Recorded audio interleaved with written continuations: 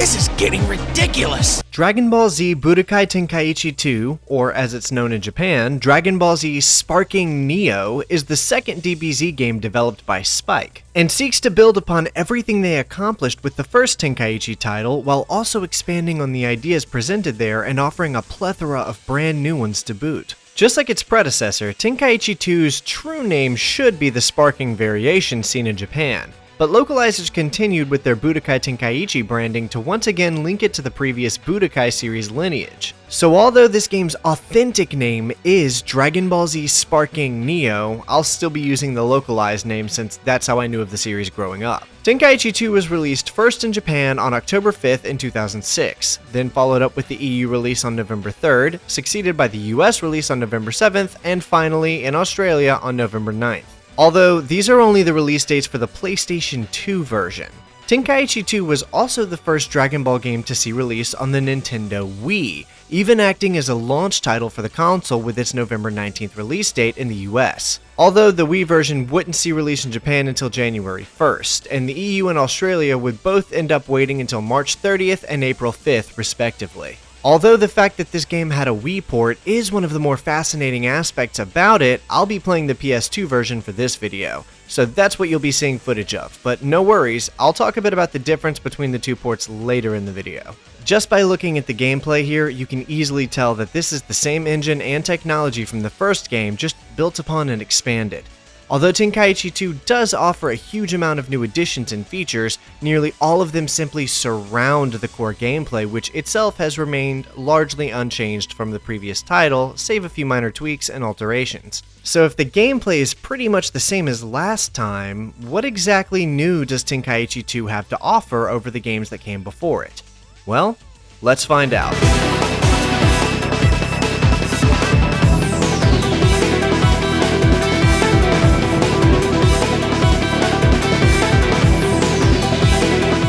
Whereas Tenkaichi 1 simply spread its various missions out across a series of level select screens, Tenkaichi 2 sought out to add something a little extra to not only immerse the player into the world, but also offer more interactive gameplay elements in between the destructive battle sequences. And by that, I mean they copied the Dragon Universe mode from Budokai 3. No, really, this is almost an exact copy of that mode, save a few very minor differences. This is the closest thing I've seen to that let me copy your homework but mix it up so it's not obvious that you did meme. It's pretty much the same in practice, letting the player control whatever character they're playing and fly around the Dragon Ball world to find and engage in the iconic battles from the series and its films. You can choose to fly a bit closer to the ground or a bit further up, but so far as I could tell this doesn't really make a difference, though I do appreciate the added immersion of being able to do this. Things get a little bit different, however, when you find and select a location to fly down to. Whereas in Budokai 3, you would just get a static image backdrop and some character PNGs with dialogue boxes. Budokai Tenkaichi 2 takes you down into a 3D location where you can interact with a potential character and sometimes even find a Dragon Ball or a bag of Zinni. At first I thought this was really cool, but then I very quickly realized how much emptier it is than Budokai 3's method. In Budokai 3, we had so many different little hidden areas and secrets we could find since it was so easy to make these little dialogue interactions. There were literally dozens, maybe even hundreds of different little areas to see across your playthroughs. In Tenkaichi 2, however, these areas are significantly more limited to just a small handful across the entire game. Less than 10 even. I only found a Dragon Ball this way once. It's almost always either going to be an extra fight or an extra character who will join you. The few times it's not one of those two things, it's just a simple hint from a recognizable character like Hercule. The only real exception is that you can visit Baba's Palace, which is where you buy and sell items, but I'll be covering that later. My suspicion is that the team wanted to expand on this more than they did, but likely couldn't due to development time. Having to render out all of the character models and 3D backdrops for the locations would have been annoying, I'm sure. It does, however, feel like a missed opportunity. We're back to blowing up pieces of the environment mid-battle to search for Dragon Balls as the optimal way to find them. Although you can search for them in free roam mode, it doesn't feel as satisfying to do as it was in Budokai 3. And because all you ever find in these locations is a small area to look around and an NPC to either fight or join you, it makes it feel too tedious to bother with a lot of times. Like, I don't want to sit through 2 loading screens just so I can get Yamcha or Pan in my party as potential selectable fighters in main scenario fights. The most interesting thing this mode does is let you chase an enemy or two in real time across the map. I felt like I should cover this aspect first because, well, there isn't very much to do in this mode. Like I said earlier, it's sort of like a worse version of what we saw in Budokai 3. Although it does have a few interesting features like chasing enemies around in real time between fights, there's not really any hidden areas or unique dialogues that I could find beyond a select few across a few cities. So it winds up riding a line between amusing and tedious depending on my mood while playing. What doesn't manage to ride a line at all is the actual in-game menus themselves. Every single time you play the game, you've got to listen to copious amounts of dialogue just to get into the game. It's actually insane. Every single menu option in the game has a fully voiced line of dialogue to go with it that outright explains the function of that menu option. And it gets worse than that. Some menu options have multiple lines of dialogue to get through before you can select it, especially in Dragon Adventure. I think this might have been fine if it only happened the first time you loaded up the game. Like, you hear it all your first time seeing all of the menus, but on a profile that's already seen the menu, every time after that, it doesn't play these sound bites anymore. Unfortunately, this game plays it every time, and it's super frustrating to deal with. Hey, you came! Okay, let's try the next one. I was starting to get bored. You got another interesting scenario adventures in the world of Dragon Ball story event. The story event.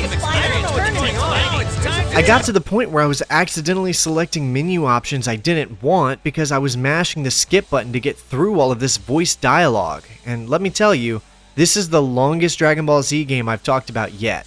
Like, if you're hoping to 100% this, you'll be spending far more time on this one than any of the others I've talked about so far. Having to skip all of this dialogue every single time is pretty frustrating.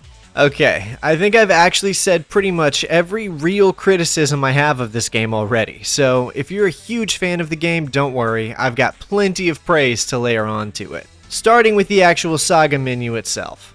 Getting into the menu of available sagas, you can see that every available option is laid out very concisely and easy to navigate.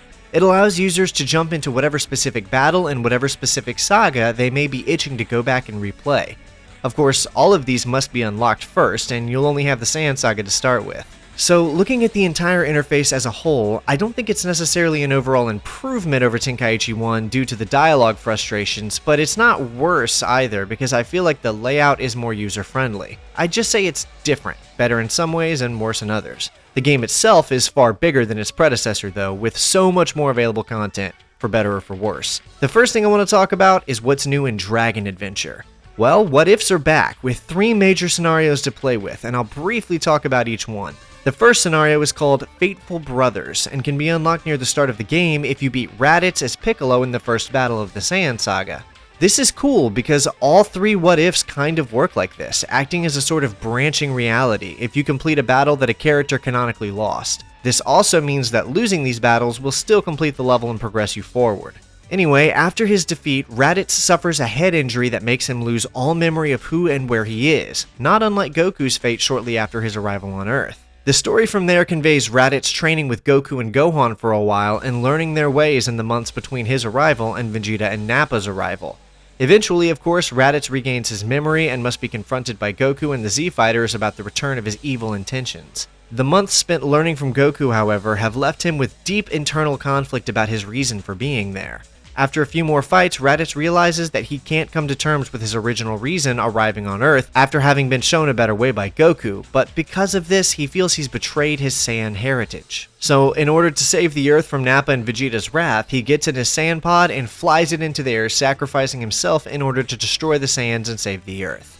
This was the most interesting of the 3 what-ifs in my opinion, because I always felt Raditz is kind of an underused character given he's Goku's brother, so this was a fun what-if. The second what-if, called Beautiful Treachery, is quite a bit less interesting in my opinion, but still has a few neat ideas to see.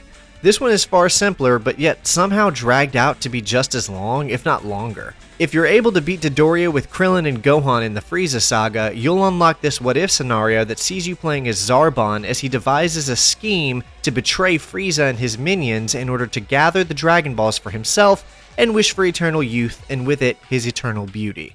He does actually manage to accomplish this and acquire his eternal youth in the campaign. Despite being a silly concept, it is kind of amusing since things spiral wildly out of control in the end, with Zarbon meeting Goku and the two kind of working together for a while, and Cooler arriving on Namek to fight Frieza off-screen while Zarbon scrambles to escape. Zarbon fails, of course, and explodes along with the planet Namek.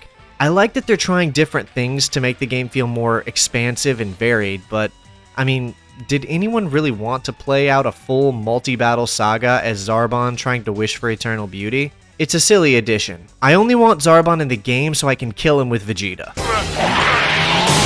The third and final what if is called Destined Rivals and is probably the least interesting of the three. If you beat Gohan with Goten at the start of the Buu saga, you'll unlock this scenario where Gohan becomes injured by said fight, and both he and Videl sit out the World Martial Arts Tournament.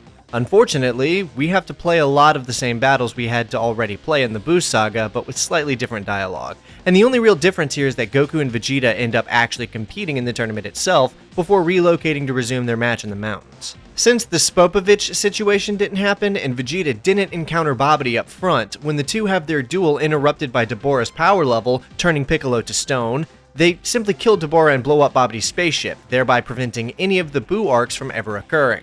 They are then taken to the Supreme Kai's world to finish their fated duel, and we aren't shown who wins. It's a cooler idea than it was an actual saga to play through. My biggest issue here is that nearly every battle is the same as it already was in the main game, just with a few dialogue changes. Even so, the quality of the what-ifs can afford to be a bit more experimental because the number of battles you'll fight through in the main game is enormous. Every saga is so densely packed with fights that you'll probably be sick of playing the game by the time you're done with them all. Speaking of, similar to how I handled Tenkaichi 1, I'll talk about all of the movie sagas first. There's far more movie coverage for this game than I think was available in any other game at the time, and each movie is treated like its own full saga, with multiple battles per film. For fans of the old movies like me, this is awesome and very welcomed. Nearly every single Z movie is covered here with only a couple of exceptions, so let's go through them all in order. Up first, we've got the Tree of Might, the third of the Z-branded films and one of the most unique in its concept, where Goku's other evil brother shows up to Earth so he can plant the titular giant tree and eat a superfruit from said tree. Most of the battles in this saga are against Turles himself, so we don't really see any of the minions from that film. It's simple, but as you can see, damn near every single battle comes with little cutscenes before it, each one fully voiced. So if you wanted to learn the DBZ storyline back when this game released but couldn't access the series itself, this would absolutely be the way to go about it. After Tree of Might, we're straight on to Lord Slug, which has everything you'd hope from a Slug saga, I think. We get several great battles here, and both of Slug's transformations are available in-game for us to fight against. Lord Slug is one of the movies I really love, so I'm really glad they included it. Honestly, the only thing I think they could have done differently here is do a recolor of Goku's Super Saiyan transformation into the black-haired Red Aura false Super Saiyan transformation from the film.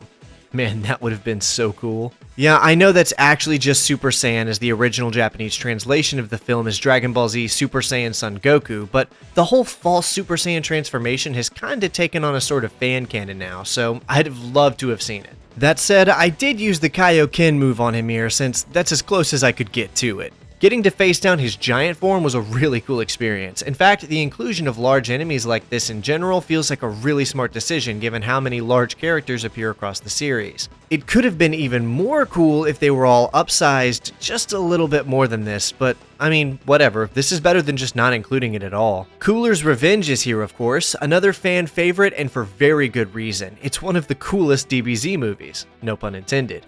Something just a little bit unique about this saga compared to the other movie sagas is the inclusion of one of Cooler's minions in Salza. This isn't the only saga to do this in the game, but I think this was a good choice for one of the ones that does. Of course, I love that both of Cooler's forms are included here for us to fight, because Cooler's iconic 5th form is literally the best transformation of his race. Frieza's color swap transformations in Super are so lame when compared to this thing. I mean, just look at it. Imagine if Frieza pulled this form out in an episode of Super. Unfortunately, I didn't realize that you could transform mid-battle in this game until way later, so I ended up going through it without replicating Goku's iconic Super Saiyan transformation. But the ability to do so is present in the game. We get a saga for Cooler's second movie as well, Return of Cooler, and the way they handle this one is just fantastic. We get a handful of battles all against Metacooler like Roshi and Yajirobe, Piccolo and Gohan. Things don't get good until we get to play against them as Goku and Vegeta in their Super Saiyan forms, however. And you may remember that scene where they beat Metacooler and hundreds more of them show up on the cliffside. Well, we get to actually play this out in a battle where Vegeta and Goku go up against 5 Metacoolers one after the other, all in one battle utilizing the new tag team mechanic, which essentially just allows you to stack multiple characters in a single match and swap between them throughout gameplay. If one dies, then the other comes in and takes the previous character's place. It's a pretty great mechanic and gets used a lot throughout the game to help matches feel more accurate to the show. Return of Cooler is another one of my favorite DBZ films, so you know I loved seeing it played out as a full saga in this game. And up next, we finally have a playable saga of my all-time favorite Dragon Ball Z film, Super Android 13. I know. Yeah, it's not a lot of people's favorite one, but this was one of the only DBZ movies I actually had on VHS, and I loved it. It was one of those old clamshell VHS cases. I watched it a lot. Vegeta actually has some cool scenes, 13's super form is both unique and awesome in design, and the dialogue is some of the most iconic from any DBZ property ever made. Don't you lecture me with your $30 haircut. 14 and 15 aren't in the game, unfortunately, but 13 not only gets both his base form and super transformation, but he starts every match with his hat, and it can actually get knocked off in combat, which is maybe the best part about the whole saga. I actually can't believe this is the first game to feature 13 in some capacity. I think his super variation with blue and gray colors and the blood red energy attacks is one of the most interesting looking villain designs. If I had to guess, I'd say it's because his character lacked any real personality in the original Japanese film. The southern accent and the condescending, human-hating aspects of his character were added in the English dub, so the developers probably just didn't think he was an interesting enough character to include in past games. Either way, I was hyped to finally see this one be included in one of the games. And of course, we have what may be the most beloved and iconic of the DBZ films, Broly the Legendary Super Saiyan. All 3 of Broly's available forms are here, present, and accounted for, and we get to fight against his various forms several times with all of the relevant characters from the film like Goku, Vegeta, Trunks, and Piccolo. I mean, there's not much to say about this one that I haven't said before. Broly's been one of the most featured movie characters out of any of them. At least the map is appropriate this time around. And yeah, BoJack Unbound is back again for this one, but is clearly heavily expanded upon when compared to its Tenkaichi 1 inclusion. Much like the Cooler's Revenge saga, this one comes with a minion for us to fight in the form of Zangia. Her inclusion allows the saga to be fleshed out quite a bit more than before, but ultimately, I don't think BoJack was ever the most interesting villain. Still pretty glad this film was included though. The next one surprised me though, as Broly's Second Coming gets its own saga with us fighting Broly as Goten, Videl, and of course, Gohan, much like the events of the film itself. The reason this surprised me is because this film felt a bit dull compared to a lot of the others, but I mean, they already had all of the assets they needed to include it here, so why not just do it? Videl and Gohan don't get much screen time in other sagas, so it's cool that this is included here. Fusion Reborn is included for the first time as a full-fledged saga, featuring both transformations of Janemba, which I was not expecting. Fighting his first form is a ridiculous but much welcomed addition to the game. Gogeta has been featured in multiple of the PS2 games at this point, but this is the first time I think we've been able to go through all of the proper fights in the film, even playing as Gohan and Videl, Great Saiyaman 1 and 2, fighting some of the revived characters we saw in the movie. It's pretty cool. And the last DBZ film we've got is Wrath of the Dragon, which gets the same full treatment as all of the others, even introducing Tapion as a unique character with his own set of special moves to play with. Hirudegarn is here, of course he's smaller in the game than he was in the movie, but a lot of the giant forms are. It's really nice to see the amount of love this game gave to all of the movies. And don't worry, the Bardock TV special got some love too, letting us fight Dodoria and everything. Always love to see Bardock get included in these games. The history of Trunks isn't really included, but we do get a saga dedicated to him returning to his timeline so we can play out his destroying 17, 18, and Cell, which is satisfying in its own right, but it would have been cool to get the one-armed Gohan scene and the teen Trunks going Super Saiyan. Not like I'm going to complain about this game lacking content though, there's almost too much as it is. Although most of the movies have been covered here, there are a couple that we didn't see in Tenkaichi 2, like Dead Zone, which is interesting because it feels like it would have been a no-brainer. All of the assets and characters you'd need are already right there. Maybe they didn't want to go that route because there are just too many sagas as it is, Again, I'm not complaining. We already get a whole Garlic Jr. saga, so I can see how the devs may have thought a Dead Zone saga would be super redundant. Another film missing is The World's Strongest, which, I mean, I get, honestly. It's not like anyone really wants that movie to be covered. That said, I do think it would have been easy to just remodel Hirudegarn to be Dr. Wheelo as an alternate skin or something.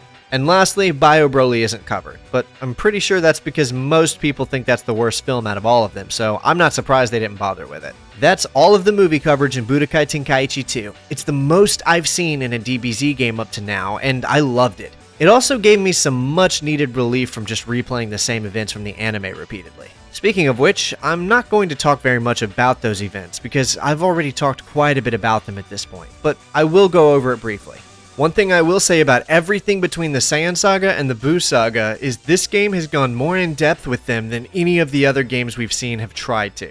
I've talked about these sagas to death already for the other PS2 games, so I'm just going to kind of skip over them for the most part and tell you that pretty much every imaginable battle for the anime or manga is going to be present here. The Saiyan Saga, of course, happens exactly as you would expect, except now it's longer than I've ever seen it before, which is true of all of the main sagas. It takes roughly 25 minutes after starting the Saiyan Saga before we even see Goku die from the Raditz battle, and another hour and 20 minutes to finish beating the saga from there. Granted, however, this was counting loading screens and me listening to all of the dialogue in every cutscene.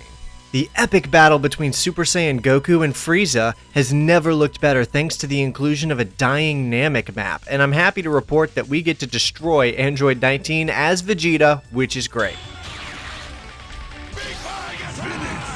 The Buu Saga is possibly more packed full of battles than any of the others in the game, but I am happy to say that they eased off on the intensity of those ending Kid Buu battles this time, so it's a little less insane wrapping the whole thing up. Really, there just isn't much to say about the main sagas because it's all very similar to what we got in Tenkaichi 1, but with a handful of additional battles. One new saga that I have to talk about that I did allude to earlier is the Garlic Jr. saga. This comes from the anime and has nothing to do with the original storyline from the manga, but I'm really glad it's here because I do think it's cool. Even though the original arc is 100% filler, it's the first arc where Gohan is the protagonist and the only one from Z to directly reference any of the movies. It might be a little bit longer than it needed to be, but I won't say no to getting some obscure Z material to play with. And Garlic Jr. even gets his transformed state here too. And lastly, Dragon Ball GT gets the full expanded treatment we've seen everything else get so far.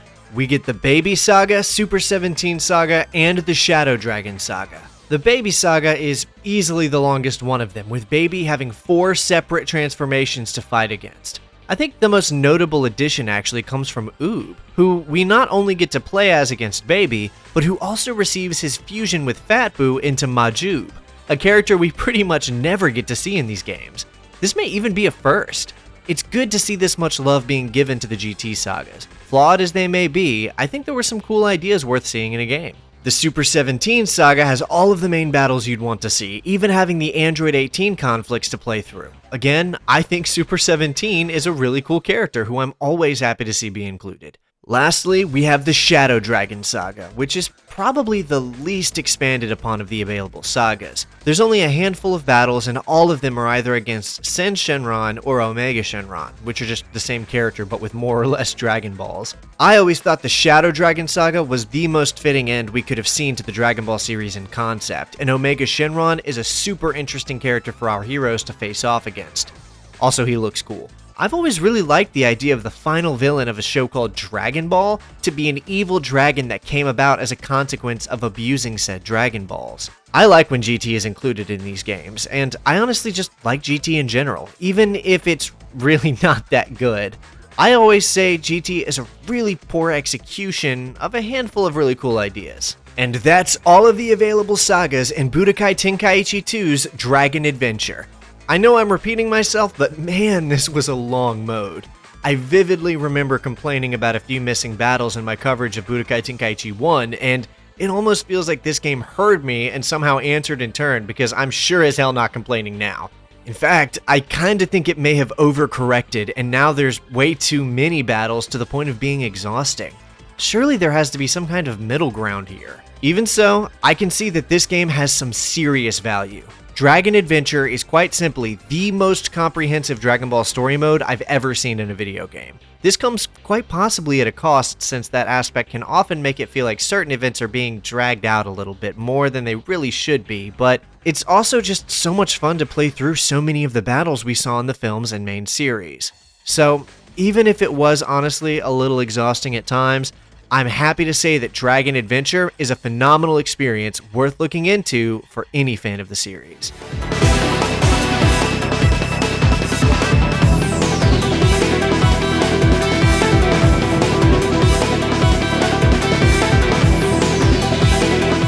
You already know we've got another tournament mode, but instead of being called the World Martial Arts Tournament like past modes, this one is simply called Dragon Tournament, but does feature all of the classic modes you would expect. Each of the 3 modes comes with 4 additional tournament difficulties to overcome: Novice, Adept, Advanced, and a new one called Master.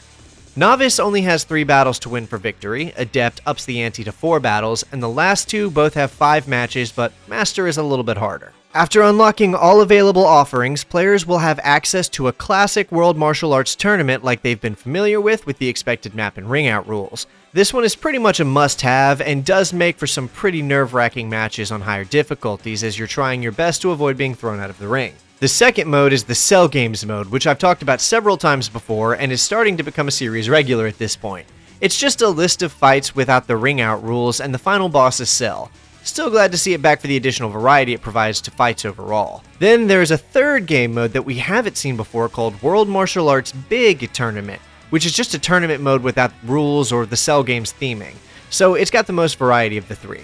I like that Hercule is the announcer the whole time, and that we can play across all of the different maps while still getting to have the fun randomized tournament mechanics at play. Not to mention, no worries of ring outs. Each of these 3 tournament modes features the 4 stages of difficulties I previously elaborated on for players to play through and overcome. I've said this before, but I mean, if it ain't broke, don't fix it. The tournament modes and all of the other DBZ games I've talked about so far were really fun and satisfying to get through, and this one does everything those modes do and more thanks to the added difficulty stage and additional mode.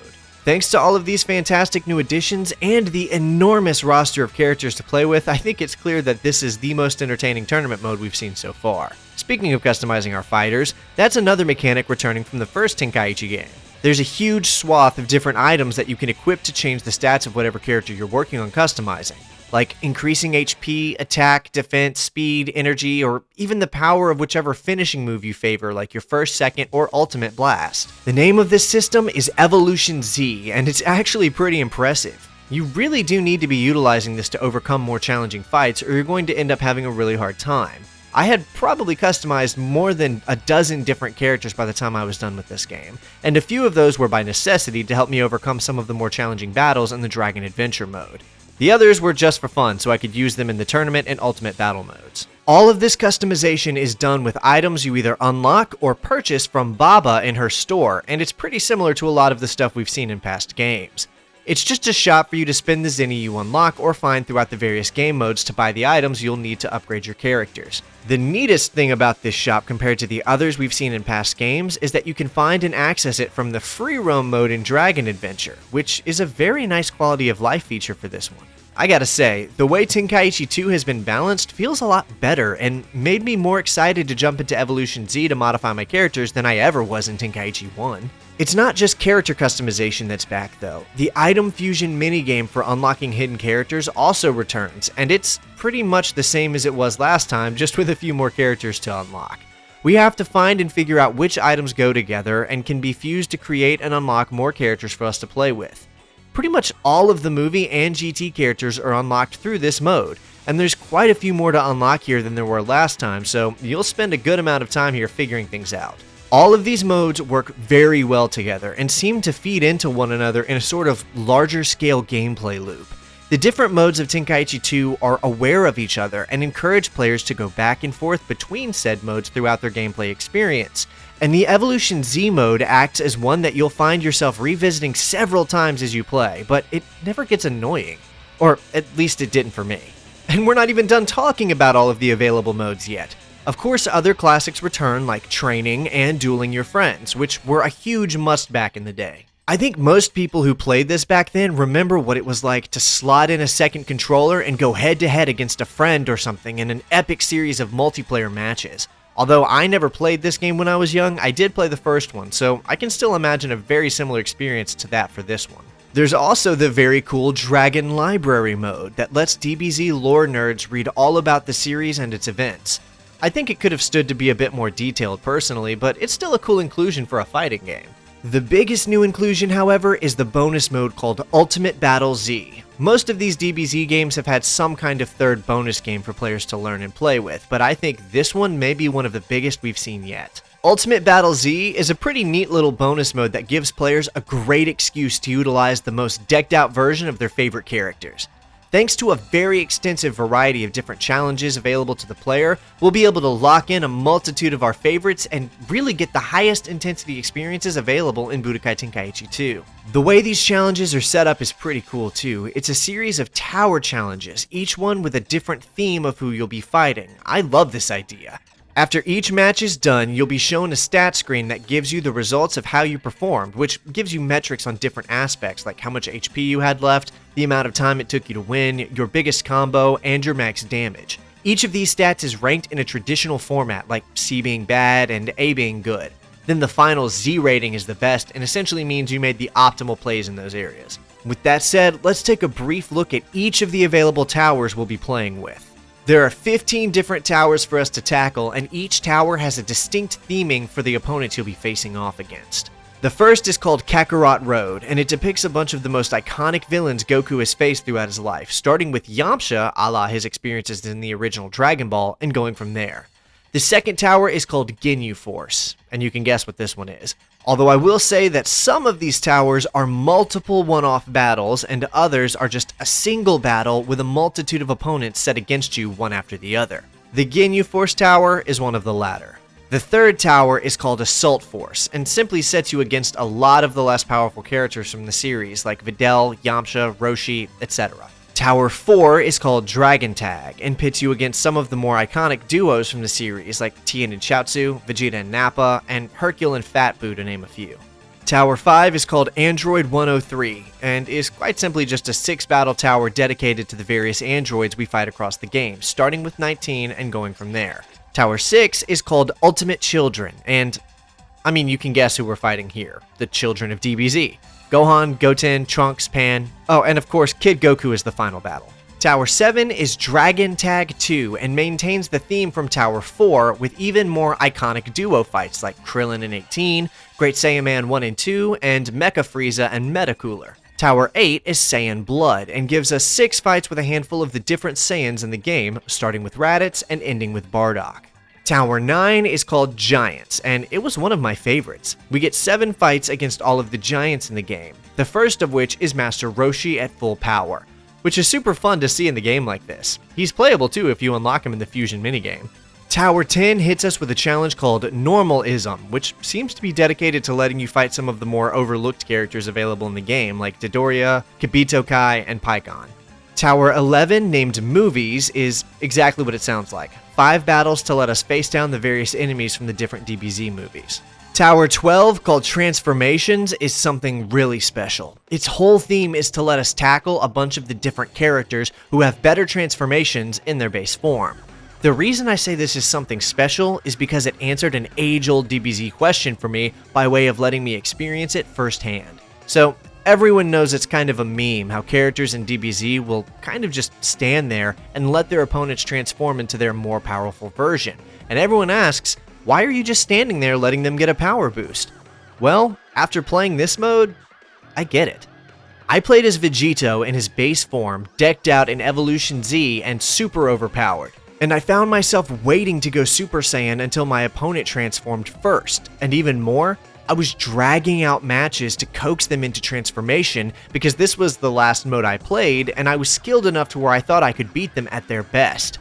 And wouldn't you know it, when I let Cell get to his perfect form, he really almost took me out a couple of times and made me have to double down and pay attention. 10 out of 10 choice for a tower. Tower 13 is called Crazy 2 and is one of the silliest of the available towers. It's another duo dedicated tower with such memorable matchups as Yamcha and the Cybermen that killed him, Super Saiyan Goku and Frieza, Super Saiyan 2 Gohan and Perfect Cell, and the last being Majin Vegeta and Quay, which is a great choice. Tower 14, called Ultimate Dragon, just throws you against some of the most powerful characters from the series, like Super Gogeta, Majub, and of course, Omega Shenron. A lot of them are from GT because those characters are the furthest in the progression in terms of power level, at least at the time. And lastly, we have the final tower, simply called Unlimited, and only featuring a single match against Super Saiyan 4 Gogeta. So of course I had to match the Ultimate Warrior with the Ultimate Warrior, and just went in with my own decked out Super Saiyan 4 Gogeta. Whew, I know that was quite a bit, but I wanted to fill in all of the gaps that I could. I know a lot of people watch these videos because they may not have the means to either try the game out or go back and play it for themselves, so I like to try my best to give them the experience of playing it as best I can. Ultimate Battle Z is a really cool idea, and I like how all of the towers are themed. It's a great excuse to see and fight some of the characters you otherwise wouldn't get to. I think this was my favorite bonus mode so far. It was compelling and thought out the whole time, and I really enjoyed a lot of my time with it. I say a lot of my time with it because this game is long, but I'll get into that later. All I'm saying is that this is probably my favorite bonus mode in a DBZ game so far. They really nailed it with this one. With so much content to play in though, I think you can guess how absolutely critical it is that Budokai Tenkaichi 2's core gameplay loop is actually good. So let's talk about that. The combat is, it's a lot like Tenkaichi 1, just a lot more refined. Some of the key mapping has been reworked to make the gameplay function better overall, but you're still just dropped into a 3D world and have to face down whatever opponent the game throws at you. The 3D maps are better this time though, with even more destructible objects and far more interesting layouts on top of that. It's just all a step up in every way. As for the combat, it's also very similar, but a lot more honed in. Budokai Tenkaichi 2 has a huge amount of combos available for players to learn and familiarize themselves with, and more movesets to learn as well. I actually wasn't even aware of a lot of these until I was already well into the game, but there is a lot of room for messing around with the foundation this game has laid now. Even with that said, you'll still be spamming the square button endlessly, and you'll still be mixing in the triangle to spice up the combat with a variation of different moves, which is similar to Tenkaichi 1, except there, both triangle and X, or the cross button, did a different move to add into your main flurry, and this time, all of those moves come from the triangle button and are determined by how many times you hit the square input. The circle is still your block button and can be used as a counterattack if hit at the right time. Joining circle and triangle gives you a super block which uses energy but is more powerful. I actually think one of the most impressive things Tenkaichi brings to the table is just the sheer number and unique attacks available for all of these characters. Everyone from Tapion to multiple iterations of Gohan all have uniquely named finishing moves to utilize against your enemies. It's pretty crazy. Like how Super Saiyan 1 Goku has that one-armed Kamehameha wave attack he used against Frieza. I love this move, and it made me hesitant to power up to Super Saiyan 2 a number of times while playing because I thought it was so cool. Even better is that Super Saiyan 1 Armored Vegeta has a very similar one-armed energy wave move. I just love how this looks and feels to use in combat. Although I have to say that while I love the inclusion of beam struggles in DBZ games, they're awful in this one. I don't think they've ever been worse actually. And yes, I'm only saying that because I didn't win a single one. Actually, across over 2 or 3 dozen hours of gameplay and hundreds of battles, I didn't even win one single beam struggle. Now, the little fighting combats you get into when two characters rush each other, I won almost every one of those, and you can see who has more hits during those segments. But with the beam struggles, you can't see a number to show how well you're doing, and it didn't matter how fast I moved my joystick or what difficulty I was on, I was going to lose. I can't even imagine why this is, but it really sucked a little bit of the fun out when I got to the point of worrying about literally breaking my controller trying to win even just one beam struggle.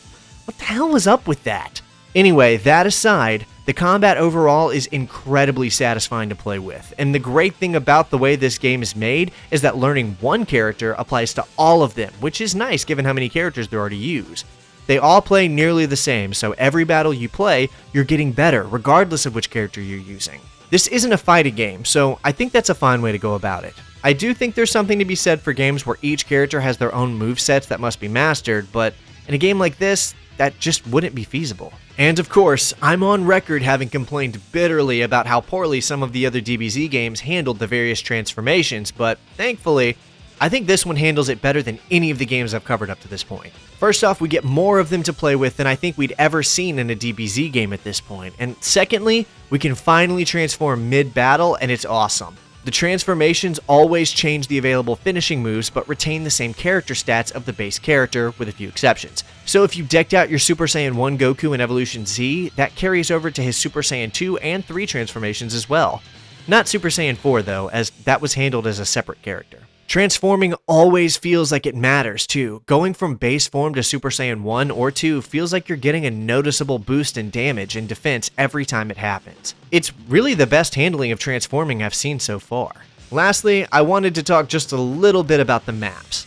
Budokai Tenkaichi 2 features a daunting 17 map selection to battle across, and they're pretty much all good.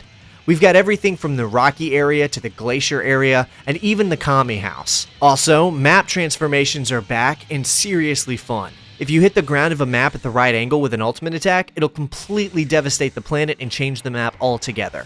There is one specific map I really need to talk about here though, and it's simply called Planet. It's not really clear where this map is supposed to be, but after doing some reading, it appears people believe it's either supposed to be Planet Vegeta or Planet Frieza 79, both of which I can kind of see. For it to be Planet Frieza 79, we can look at the background facility comparison, which looks very similar, and theorize that at one point they may have been planning to have a battle or two be played here as Vegeta when he was recovering after the first Earth battle in the Saiyan saga, although we don't see that happen in the game.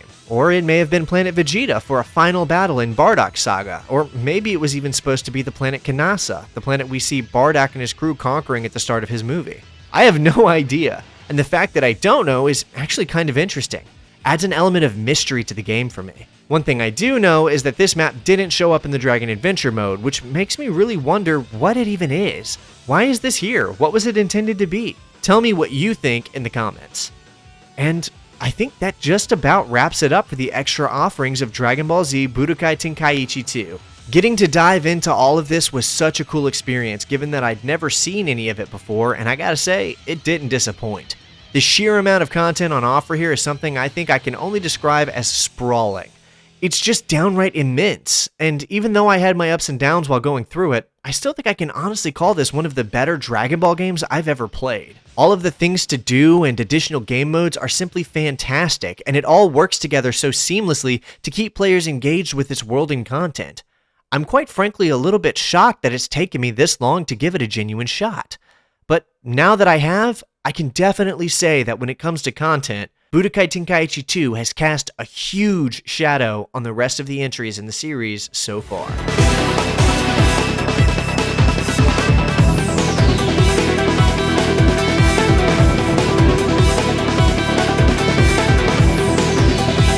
Okay, there's a few more things I want to cover before I'm finished talking about this game. The first is the fact that, like I mentioned earlier, there is a Wii port of Tenkaichi 2, and although I haven't played it before, I did do some research on what the differences are, and they appear to be mostly the same game across versions. Obviously, the main difference is going to be the controls. The Wii was a system built for motion controls, and as such, allows players to move around the nunchucks in order to control their characters, which is a cool idea for a DBZ game, I suppose. Other than that, we've got a few extra characters that made it into this one that were absent from the PS2 version, those being Apul, Cyborg Tao, Frieza Soldier, Demon King Piccolo, and Pilaf Machine. So, I mean mostly just Dragon Ball characters and 2 Frieza Saga characters. No worries though if you're lamenting their loss, because I have it on good authority that they'll show up in the next game. Alright, now it's time for my cover art critique, where I look at the different cover arts released for the game across different regions and compare which ones are my favorite. So, just like with Tenkaichi 1, there's only 2 box arts this time. One being for the North American release, and the other being used for the other releases. Also, like last time, the Japanese cover and PAL region cover is the same except the logo. Now, looking at the US cover, I have to say that I really love how unique this one is compared to a lot of the other box arts we've seen. It's just Trunks holding his sword, in which we can spot 3 iterations showing the power progression of Goku through the series. I've seen speculation that this cover is inspired by the Trunks segment of the old Ultimate Battle 22 opening video, which I'm not sure if that's true or not, but I certainly feel like it heavily resembles that scene. I personally feel like the reason they went with Trunks for the cover here is because he's holding a sword, and they wanted to really push the motion controller aspect of the Wii release. You know, to put the image of throwing your Wiimote around and seeing Trunks slash his sword around, which seems like a fair enough idea to me. I like this cover overall, and I really appreciate how different it is from the covers we usually see with Trunks as the focus. As for the PAL Region release cover, I also really liked this too. The blue lightning in the background evokes that electric Super Saiyan 2 sensation, and it's loaded with recognizable characters from the series. Although if you've been keeping up with my previous cover art critiques, then you might be able to guess what I don't like about this one. If you're thinking I'm going to say it's too cluttered, then you're right. I do feel like it's a bit too cluttered with all of these characters and so much going on here. Not to mention the logo has been shrunk and stuffed at the bottom of the screen to avoid covering up any of the characters because there's just too many of them present. The character placement is great though, as it's clearly been done by color with Tien and Piccolo on the right, Yamcha and Krillin on the top left, Trunks on the bottom left, and Vegeta behind Goku to reinforce the blue background. I think it would have been nice to get a villain or two up there, but I'm not saying this was a bad way to go by any means. This cover is colorful and it pops. All in all though, I'd have to say I prefer the US cover, as it's more simple, the logo is bigger and easier to read, and Trunks being the center character is so rare that it makes this one feel super unique. That's just my opinion though. Some great news for this entry is that Budokai Tenkaichi 2 has its own totally original soundtrack this time, and it's great. Scoring our epic fights this time around is composer Takanori Arima, and the tracks for this game match the flow and feeling of previous titles immaculately. We've got all kinds of fantastic tracks that range from J-rock to synth-based breakbeat, and all of it is awesome. This is honestly one of the better soundtracks so far, and manages to feel very Dragon Ball in its own right, while still giving the game its own identity. I much prefer this to simply reusing previous Budokai game OSTs or the music from the original show. Unsurprisingly, Budokai Tenkaichi 2 is one of the higher rated DBZ games I've talked about yet, currently holding a Metacritic of 73 for the PS2 version and 72 for the Wii. Most reviewers really liked the game, with IGN even giving it an 8.3 at the time, though some reviewers like Eurogamer gave it only a 6. Overall, it still does mark a great trend for DBZ games that this one has demonstrated higher than average reception for its time of release, and it's pretty clear why. Because the developers threw everything they had into making this game the best it could be.